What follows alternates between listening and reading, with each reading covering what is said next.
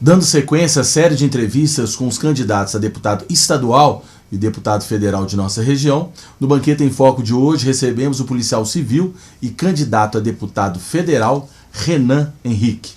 O programa Banquete em Foco é transmitido pela TV Banqueta no canal 6 da NET Claro e também por todas as redes sociais da emissora, Instagram, Facebook e YouTube, que somam quase 70 mil seguidores. Renan, um prazer recebê-lo aqui. Conte para o pessoal de casa, né, o nosso telespectador, quem é Renan Henrique, qual que é a sua trajetória de vida e sua trajetória também profissional na Polícia Civil e também na questão que eu esqueci de dizer, que você também é engenheiro. Ô Fred, inclusive eu gostaria de ser citado como engenheiro civil e ativista político.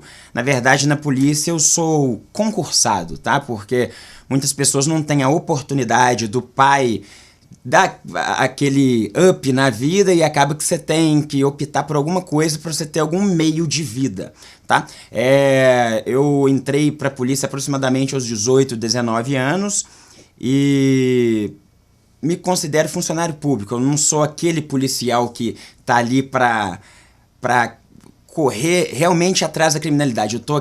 Sou policial para fazer acontecer a lei. Nós somos escravos da lei. Nunca prejudiquei ninguém. E vamos lá. Por que eu entrei para a Polícia Civil? Aos 18 anos comecei a fazer faculdade de geografia para ajudar as pessoas. Como professor, vi que dificilmente conseguiria ajudar. O professor não é valorizado. Essa é uma das minhas lutas, uma das minhas pautas. Ora, em seguida, prestei concurso para policial, que infelizmente o policial ganha mais que o professor. Isso é um absurdo. Como policial, cheguei na carceragem aqui de Nova Lima, onde muitos dos presos hoje eu posso falar que são meus amigos, tá? Porque eu conheci a história de vida deles e vi que a maioria da população carcerária ou é negra ou parda, não teve acesso à educação. Aí a gente vai voltar, o que eu falei que eu queria ser professor, tá? Posto isso, o que eu fiz? Não consigo ajudar como professor, não consigo ajudar como policial. Vou ser engenheiro civil, vou construir casas, né, para a população de baixa renda. Quando eu formei em engenharia, eu percebi que para você construir as residências, o seu pai teria que ser amigo de alguém do banco, você teria que ter algum contato ali, algum padrinho político.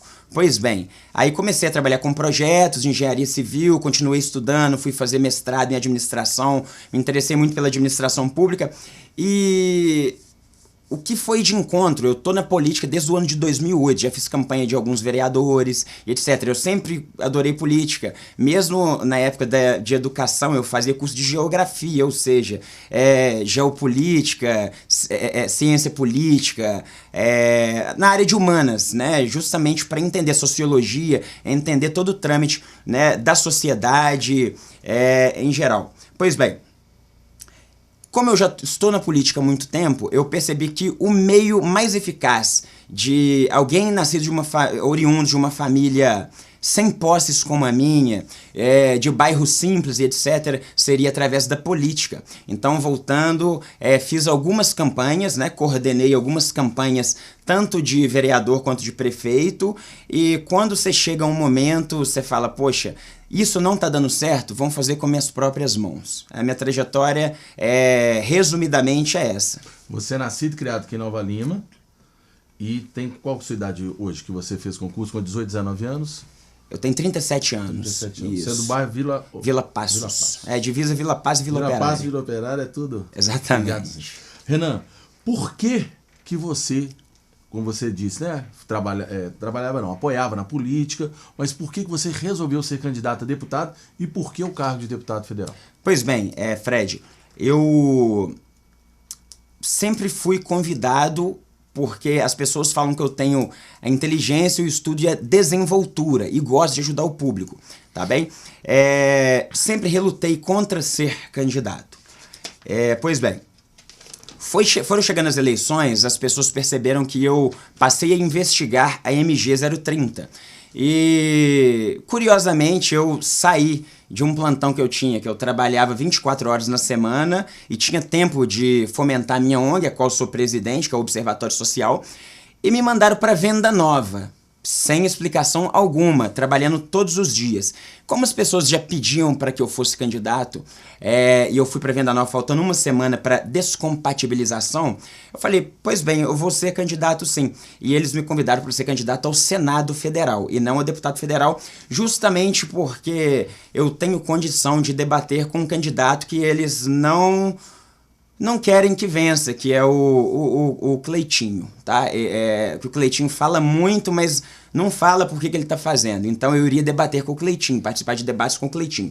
Acabou que quem seria vice da chapa que eu tô, ele não conseguiu a vice e foi para o Senado. Aí sobrou ser deputado federal ou estadual para mim.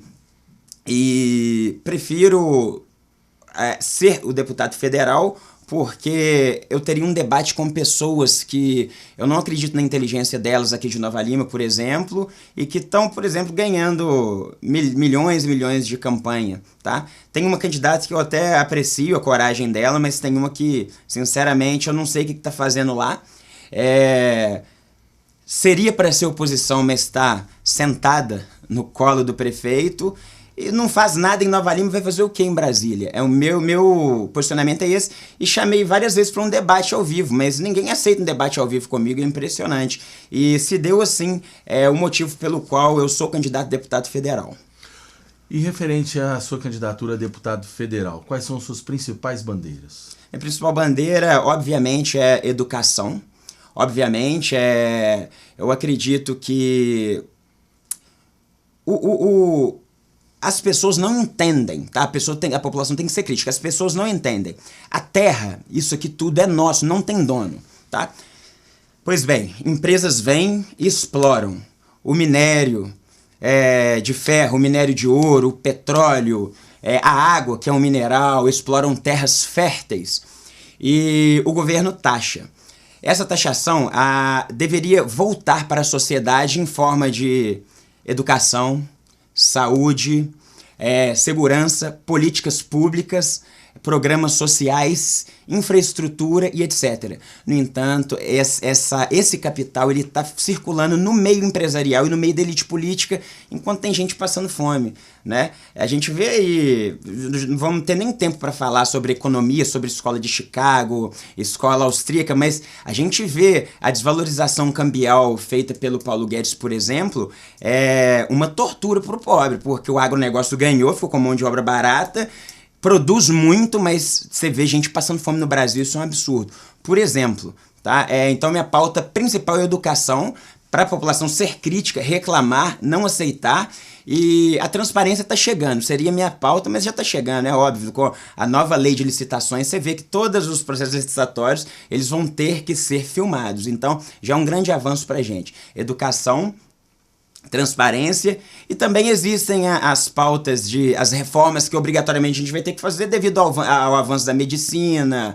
Não tem como, né? A gente até fala que é pauta impopular, mas eu não vou ser um moleque de falar que não devem haver reformas, né? Eu tô falando reforma administrativa, previdenciária, né, e etc, outras reformas. Política, né? Exatamente, a política. Seria isso. Ô Renan, já que nós estamos falando um pouco da questão nacional e da economia, qual é a avaliação que você faz a respeito do governo Bolsonaro? Olha, o governo Bolsonaro, a meu ver, um governo que entrou com boas intenções, tá? Ele pegou um país em crise, obviamente né, o PIB, a pior crise da história se deu hoje. A gente diminuiu 7% na época do governo Dilma Temer, e quando a gente estava começando a subir com as boas políticas que o Bolsonaro fez, veio a crise da Covid, a gente abaixou mais 4%.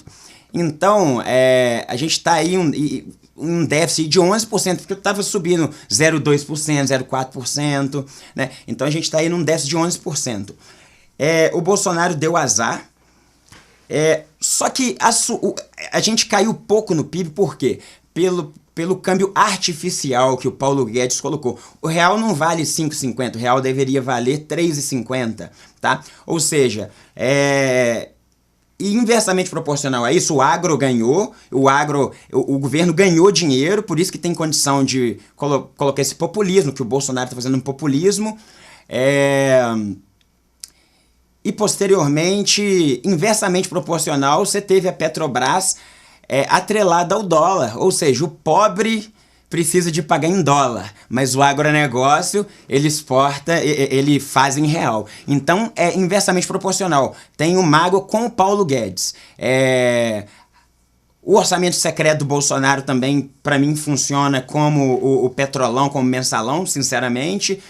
Mas eu tenho uma visão do governo Bolsonaro, uma avaliação boa, tá? Tem uma avaliação boa do governo Bolsonaro, sim. E acredito, né, quem não sabe, na alternância de poderes, quem fiscaliza a situação é a oposição e vice-versa. Acredito que o governo Bolsonaro fez um governo, assim, regular, tá? E referente, e principalmente nessa questão sua de ser policial, qual que é a sua opinião a respeito do governo Bolsonaro? Romeu Zema. O Romeu Zema, administrativamente, ele é bom. Ele não conhece pessoas. Ele não sabe, por exemplo, eu fui transferido para Venda Nova. Ele não sabe, por exemplo, que um policial não ganha, estou dando um exemplo, me usando de exemplo, não ganha um vale transporte e um vale alimentação. Não ganha? Não ganha. E eu tenho que ir lá para Venda Nova e voltar todos os dias. Eu vou gastar 2.000 de gasolina, mais 1.000 de almoço, 3.000. Se eu recebo 5.000 na mão, eu estou trabalhando na polícia, correndo risco para ganhar um salário mínimo. E eu tenho certeza que o governo Romeu Zema não deve saber disso. O que é viver com R$2.000 por mês? E se você for transferir de cidade, tem alguma ajuda? Ajuda alguma.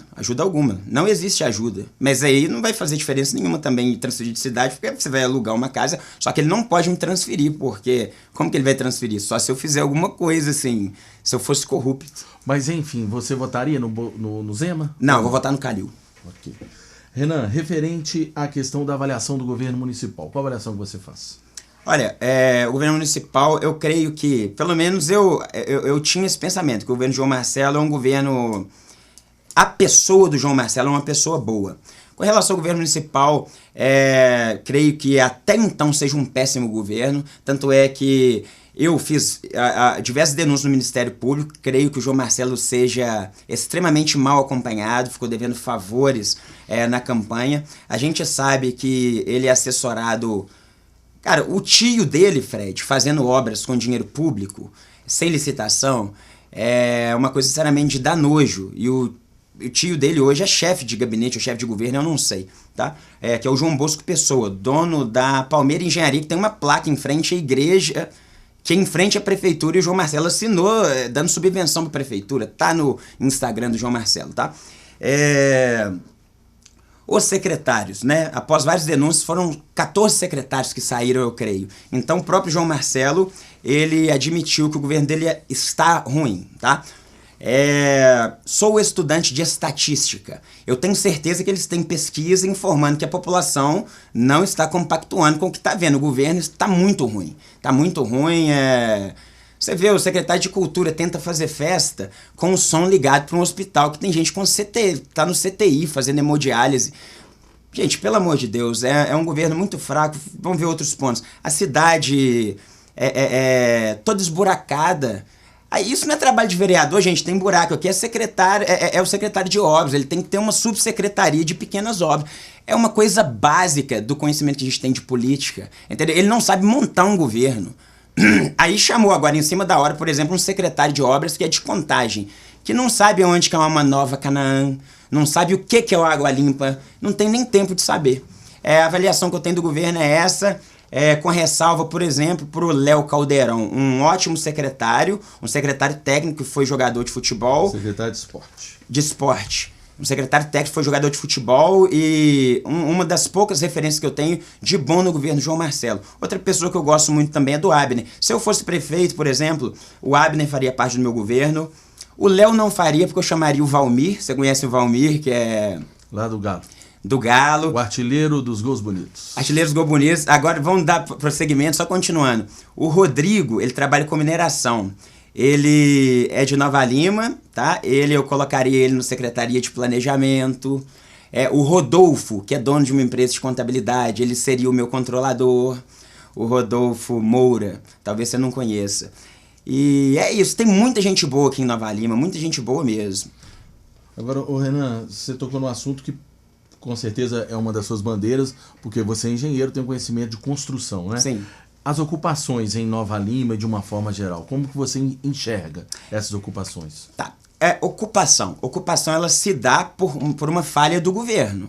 Porque se o governo não constrói moradia popular, se a gente pega direitos de segunda geração, que são os direitos positivos, que estão lá para 1915, que surgiram os direitos de segunda geração, onde tem que ter a mão do Estado, porque os direitos de primeira geração são os direitos negativos, onde o Estado não tem que colocar a mão. Então, você tem que ter direito ao trabalho, você tem que ter direito ao teto, você tem que ter direito à moradia.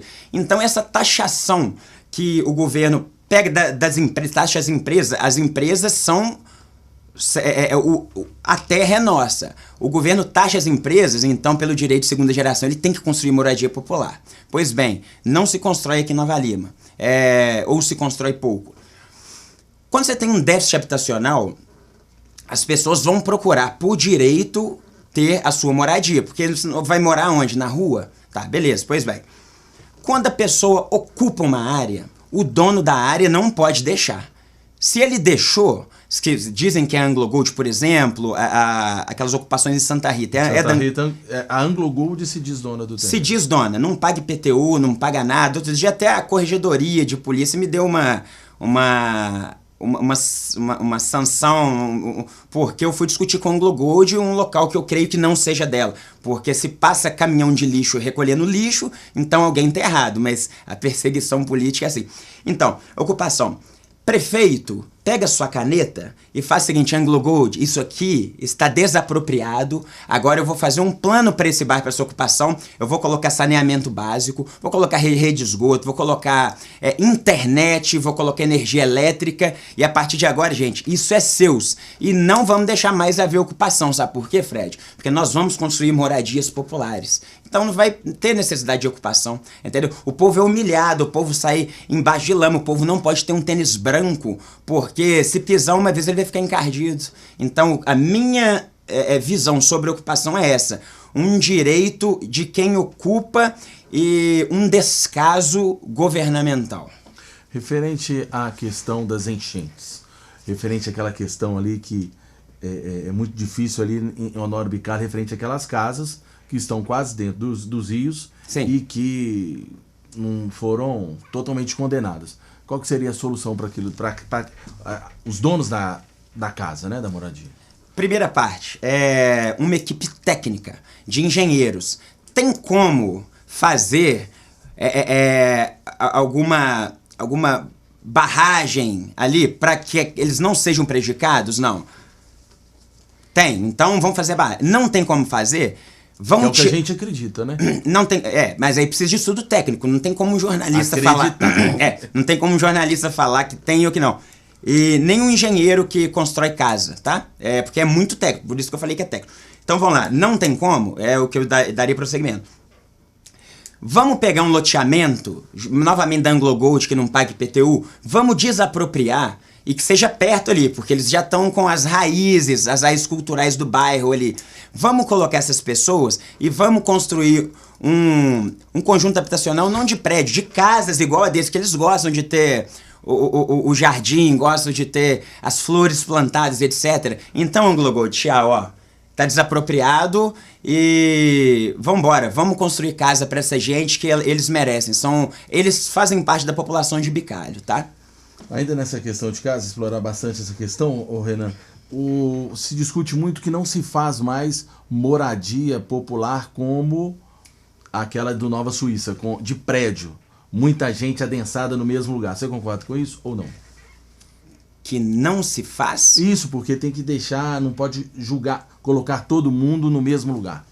Não tem como concordar com isso, porque se for numa cidade do interior, onde a área da cidade é grande, você vai poder construir casa, mas se for numa cidade igual a Belo Horizonte, você vai ter que fazer a moradia vertical. Aí depende da situação, há de haver um estudo. O que está ali, o problema que você tem ali no Padre João Marcelino, não é a moradia uma perto da outra, porque moradia uma perto da outra no Belvedere tem. O problema é que eles não têm educação. É o que eu brigo, a pauta é educação. O professor tem que ser valorizado, Fred. O professor é uma das profissões mais ingratas, porque você não tem dignidade. Quando você tem 50 anos, você não tem dignidade, porque seu salário é baixo, você anda de cabeça baixa, tá? Você ganha menos do que um policial, um absurdo, tá? Não que o policial não deva ser valorizado, tá? E quando você entra para ser professor, você tem 20 anos, seu aluno tem 15. Você tem aquela proximidade. Depois você tem 30 anos, o aluno tem 15. Você tem 60 anos, o aluno tem 15. Você perde motivação e não tem dignidade. Com o que ele vai dar aula ali, cara? Qual que é o propósito de vida? Professores entram em depressão. É uma das carreiras, juntamente com a polícia, que mais a depressão são os professores. Que há professores afastados. Minha mãe foi professora. Minha mãe já apanhou de aluno. Minha mãe foi professora no aglomerado da Serra. Já apanhou de mãe de aluno. Já foi dar aula, ia até Afonso Pena e a Kombi pegava. E pessoas fortemente armadas. Não, professor pode passar. Na favela da Serra, aglomerado da Serra, por exemplo.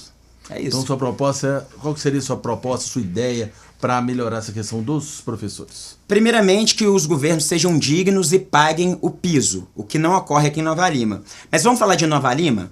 Vou aproveitar a oportunidade. Nova Lima é a cidade que, sem molecagem, sem rasgar dinheiro, daria para ter os professores mais bem pagos do Brasil, o que não ocorre, tá? Mais valorizados. Não é nem questão só de dinheiro, é de valorização, e é fácil. E melhorar para eles é muito fácil, Você Fred. está falando dos professores da rede municipal. Da rede municipal, obviamente. Falando de Nova Lima, até obviamente não, né? Porque tem os professores da rede estadual aqui também. Mas eu falando do contexto da cidade. Então, pressupõe-se que sejam os professores da rede municipal. Nova Lima é a cidade que tem condição. Se fosse falar de governo estadual, aí seria do Romeu Zema. E sairia um pouco desse esfera. Desculpa não ter sido preciso na minha resposta. Não, ok.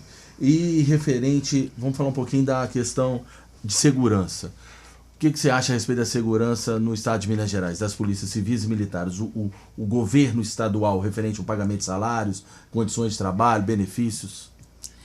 Não sei se você sabe, existem muitos casos de suicídio na polícia.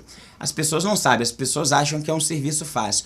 A polícia militar ainda é um pouco pior, que eles não têm horário, não têm escala, não têm férias. Você tá de férias, você não pode não. Chegou uma festa, volta.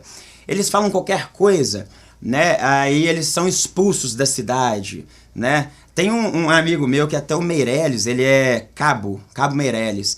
Ele foi reclamar que não tinha ticket, não tinha gasolina, a mesma reclamação que eu fiz, e mandaram ele lá para Almenara, parece. Ele é até candidato a deputado estadual sob o número 27190. Tô torcendo muito para ele ganhar. Até falei na polícia, fazendo campanha para ele. Nossos públicos são diferentes.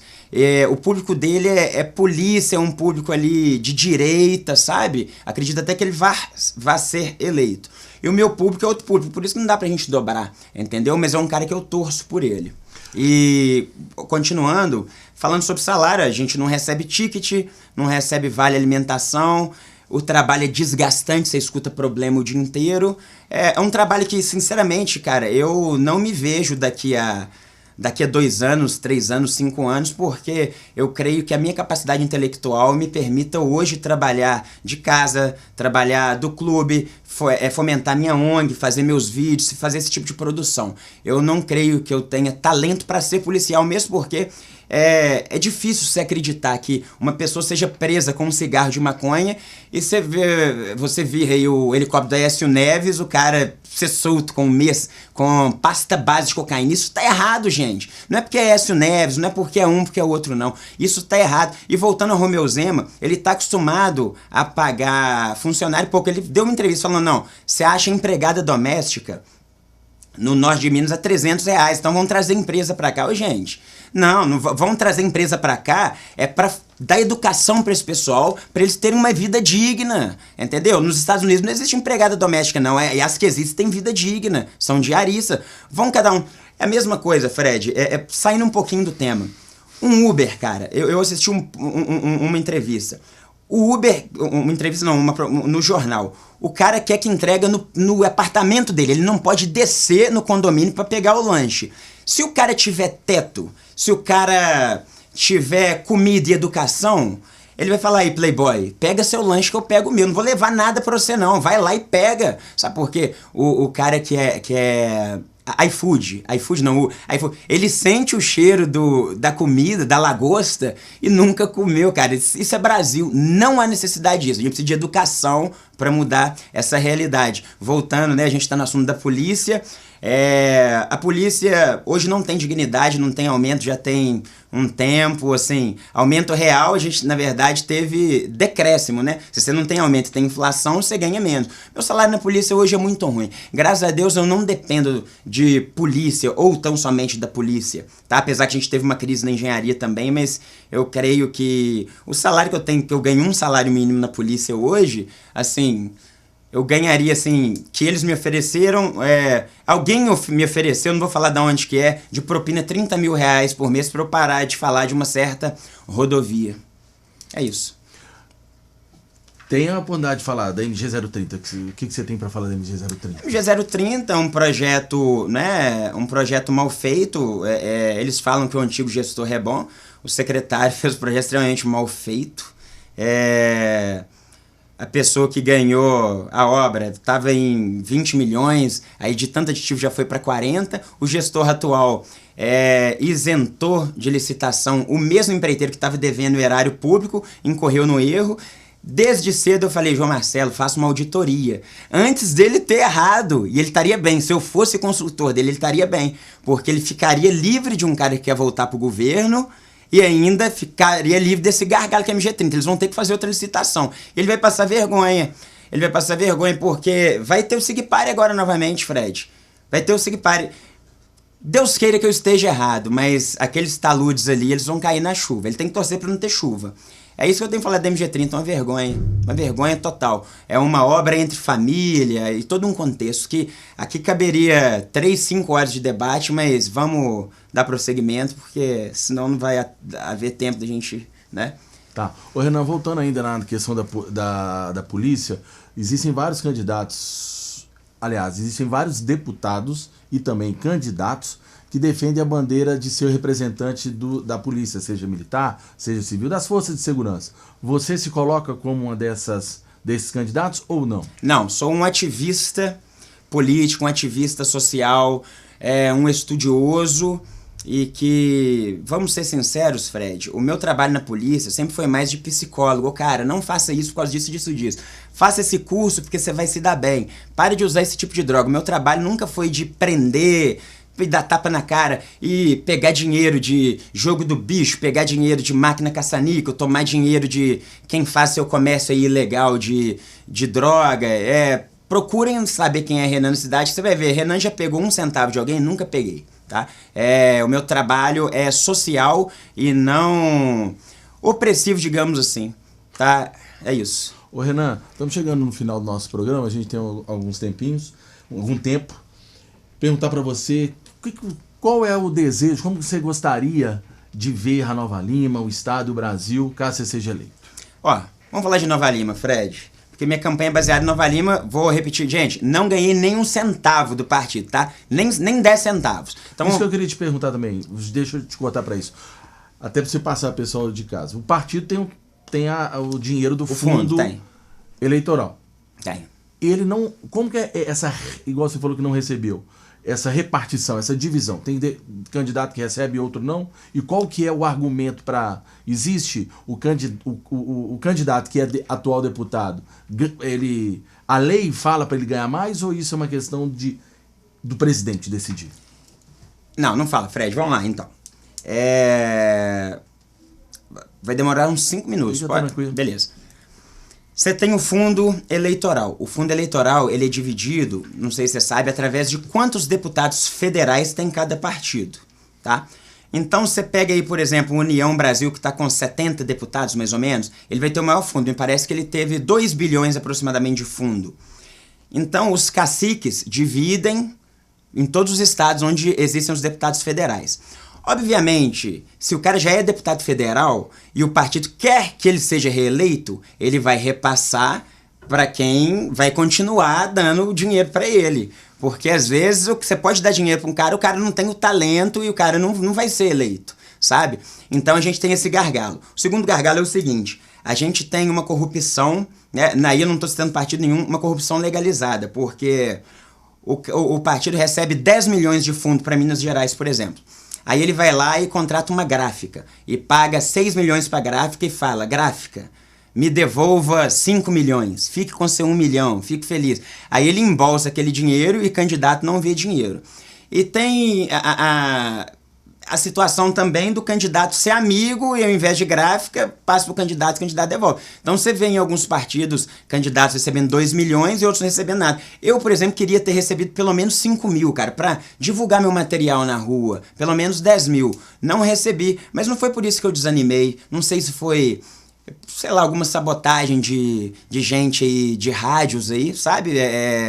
Não sei se foi que não acreditavam no meu trabalho, não acreditavam, mas, sinceramente, consegui o material agora que eu ando sozinho na cidade. Eu vou entregar todo o material. Voltando à sua primeira pergunta, como que eu vejo Brasil, Estado e cidade? Vamos começar pelo Brasil. Vejo o Brasil, obviamente, como a gente está numa queda de PIB, igual eu citei antes, de 11%, o Brasil vai crescer. Preparem-se, população.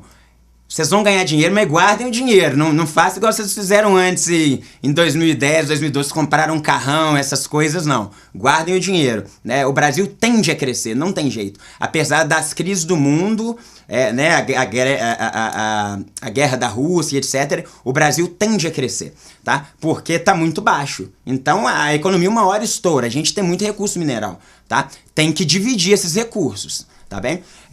O Estado é um estado super endividado, né? Sinceramente, eu creio na vitória do governador que esteja, apesar de que eu não vá votar nele, até faço coro para que as pessoas votem no Alexandre Calil, gente. Não pelo Alexandre Calil, mas sim pelo Zema, que ele conversa muito e, sinceramente, paga o salário em dia, Fred. Paga o salário em dia, mas a primeira parcela que outro governo pagava era maior do que o que ele paga hoje em parcela única. Então a gente tinha mais outras 2 parcelas para viver. Se você conhece o custo de vida, sabe como tá alto. Tá? Vejo Minas Gerais com um gargalo muito forte, assim. São anos e anos de endividamento. A gente vai pegar aí Newton Cardoso, a gente vai pegar aquele governador Eduardo Azeredo, que foi preso. Outro dia eu até vi ele no Bombeiro, Cana Mansa, né? Eu vejo Minas com uma dificuldade financeira muito grande, tá? Mesmo porque o recurso do Brasil ele é centralizado, ele está todo na União. E vai ser péssimo, porque vai ganhar o Zema, vai ganhar o Lula. Como é que o Zema vai pedir dinheiro pro Lula? Então nós estamos em maus lençóis, Minas Gerais. Nova Lima eu vejo, né? Eu fiz o projeto de planejamento para o outro candidato, o candidato ficou em segundo lugar na campanha de prefeito, né? Creio, inclusive, que o governo dele não estaria tão bom também, porque tinha muita gente aglomerado nele, tá? Mas creio que Nova Lima possa ser um exemplo de Smart City. Smart City, para quem não sabe, é cidade inteligente, tá, gente?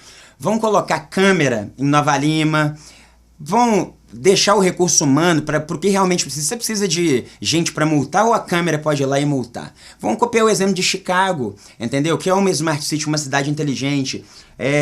Vejo Nova Lima tendo que diversificar a sua forma de arrecadação de recurso, tá? E necessariamente vejo Nova Lima com as pessoas reclamando igual a gente tem feito, melhorando para essas pessoas. Obviamente, não sei se você sabe, Fred, tudo que eu reclamo no dia seguinte, o governo vai lá e conserta. Por quê? Às vezes não é por maldade, é porque não tem conhecimento, não tem vivência. Você pega aí, por exemplo, um secretário de Ação Social, Álvaro Azevedo. Secretário de Ação Social, para quem não sabe, é para quem a população de baixa renda, ela necessita de ajuda, de custeio, de verdura, de auxílio à habitação, desses auxílios. Aí você pega um secretário que estudou em colégio bilíngue, um secretário que nunca pegou ônibus, um secretário que nunca usou SUS, um secretário que nunca precisou de trabalhar, e quando ele começou a trabalhar, o pai colocou na Anglo Gold. Engraçado, né? Na Anglo Gold. Se eu for juiz da cidade, meu filho vai trabalhar onde eu quero. Bonitinho, limpinho ali. O que ele sabe de quem tá andando na lama, cara? Sacou? O que é que o Diego Garzon sabe de saúde? O Diego porque eu creio que ele seja formado em ciência social ou direito. Coloca o administrador na saúde.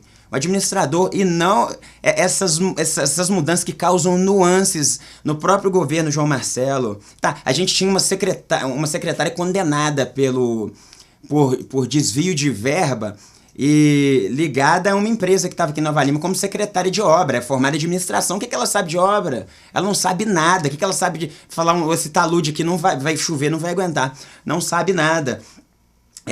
Então eu vejo Nova Lima com a necessidade de terem mais secretários como o Léo Caldeirão e menos secretários de fora, como esse de obras, por exemplo, entendeu? E só finalizando, Fred, o dinheiro já arrecadado, não mexe nele não. Você vai fazer especulação imobiliária, vai fazer que eles falam que é negócio, que nos Estados Unidos o lobby é legalizado. Faça, tá? Mas o dinheiro que já está arrecadado, cara, o dinheiro que é para educação, que é para saúde, não compra tablet superfaturado não, cara, porque tá faltando a valorização dos professores, isso é muito feio, tá? E minha briga é contra isso. E já tá finalizando? Não, eu vou deixar um espaço para sua mensagem final.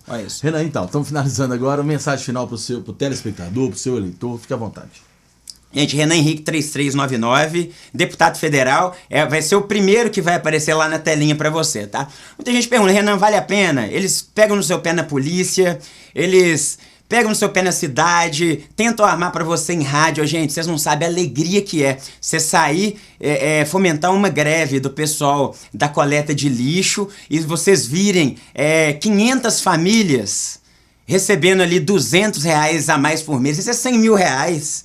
Entendeu? Famílias que precisam, isso vale muito a pena. Isso é muito encorajador. E a gente vê nas ruas o pessoal, ei, Renan, tô gostando do seu trabalho, tô gostando do seu trabalho. E podem ficar tranquilos, gente, o trabalho não vai parar. O trabalho não vai parar, tá? E torço para que a cidade tenha uma boa administração, né, doravante, ou seja, a partir de agora, né? E creio que temos todas as condições para isso. E estou à disposição para ajudar, como eu tô ajudando, né? Tudo que eu filmo o governo faz.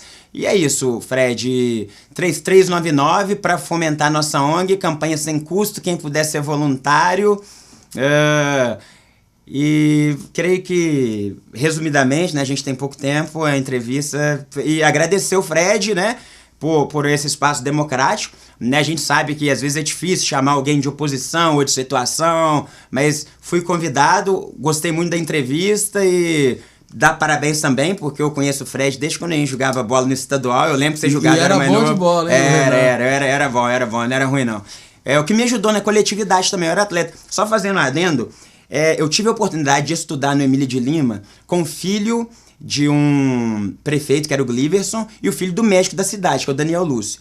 Minha mãe dava aula numa escola do aglomerado da Serra, e que era uma pobreza muito grande. Eu jogava bola entre os dois ali, então eu conheço a realidade da pobreza extrema e da escola de qualidade, entendeu? Eu tive a oportunidade de nascer em Nova Lima, estudar uma escola de qualidade. Então, gente, faz muita diferença. Vamos lutar para investir em educação. Não vamos votar em deputado, em vereador por causa de churrasco, não. Não vou aceitar a compra de voto, não. Que assim a gente vai longe. Não nós, mas o filho de vocês. Eu ainda não tive filho justamente por isso, tá? Mas o filho de vocês, as próximas gerações, com a educação nós vamos mudar o mundo. Com a educação e a tecnologia. Não tenham dúvidas. Obrigado, Renan. Obrigado a você de casa pela audiência e principalmente pela confiança. E até o outro programa com mais candidatos aqui da nossa região.